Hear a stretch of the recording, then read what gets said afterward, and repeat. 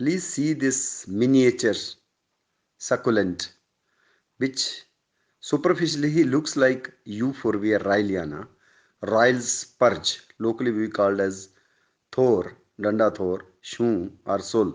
But this is not Euphorbia. This is the plant which is neither a cactus, though superficially it looks cactus-like.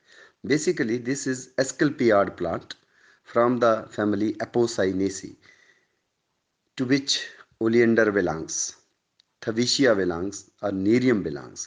But under the subfamily Asclepiadae means it is more nearer to the Calotropis subfamily Asclepiadae, and in that family it is a succulent with no leaves. Leaves are too minute on the protuberances, but they are early falling. So this succulent is unique.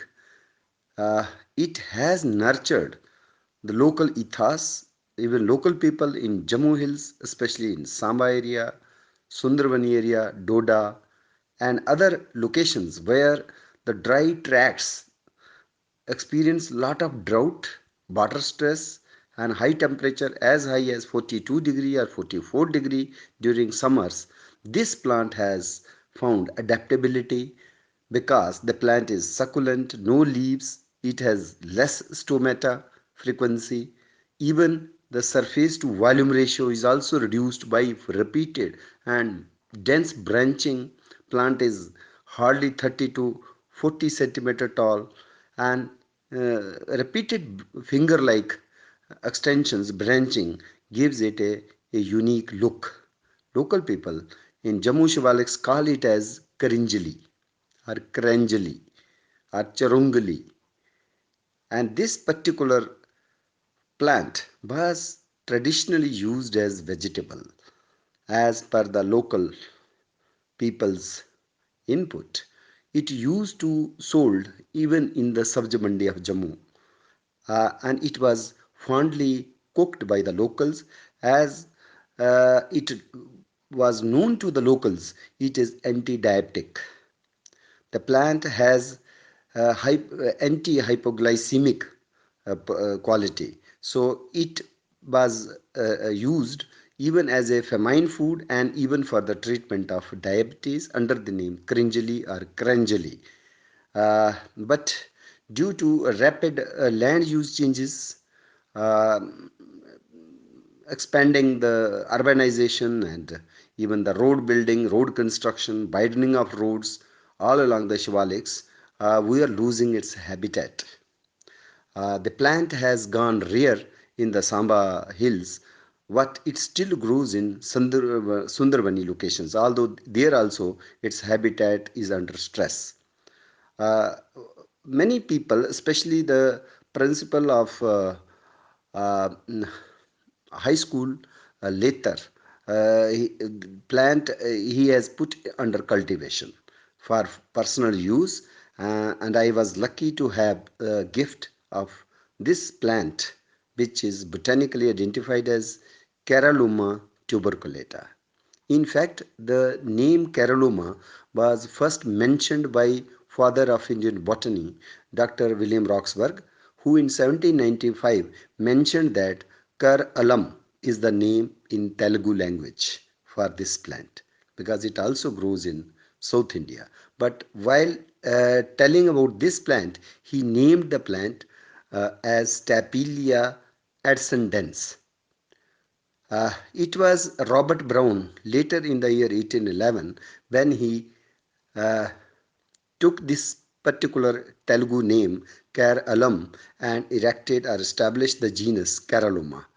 And while renaming the plant, he named the plant not Stapelia ascendens as William Roxburgh had mentioned, but Robert Brown named it as Caralluma ascendens, which is also known now as Caralluma fimbriata because of the fimbriate petals. This particular plant, which I am holding in my hand, is Caralluma tuberculata. This is found in Iran, this is found in Pakistan, this is found in northern India, and is much exploited as vegetable by the locals.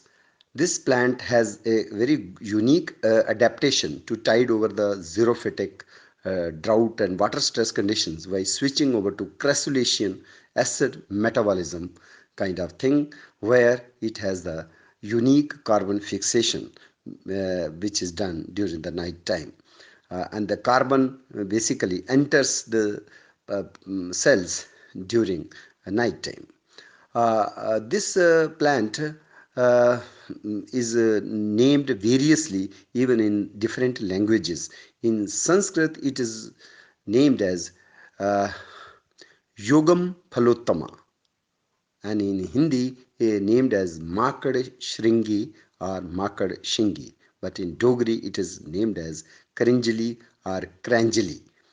Uh, this word basically also there is another thought that word Carallum has the Arabic origin where it is called as Kar al Lahum, which means wound in the flesh or having a kind of abscess. And this points towards the foul smelling flowers, which are uh, foul smelling, and for the same reason most of the stapelia flowers are known as carrion flowers, and it also belongs to the same tribe to which the stapelia belongs, that is stapeli. uh, in case of Caralluma tuberculata, the flowers are succulent and five petaled, and they are yellowish, pale yellowish or brownish pale yellow, and with some lines and markings. The plant, as it is declining in the natural habitat, it has the anti-diabetic effect. It is also considered as anti-cancer. It is useful in peptic ulcer treatment. It is useful in treatment of freckles and acne and skin troubles. So this plant needs to be conserved through ex situ conservation. So we today are gifting this plant to the Department of Botany, University of Jammu, so you can carry out the conservation of Caralluma tuberculata in the botanical garden. Thank you.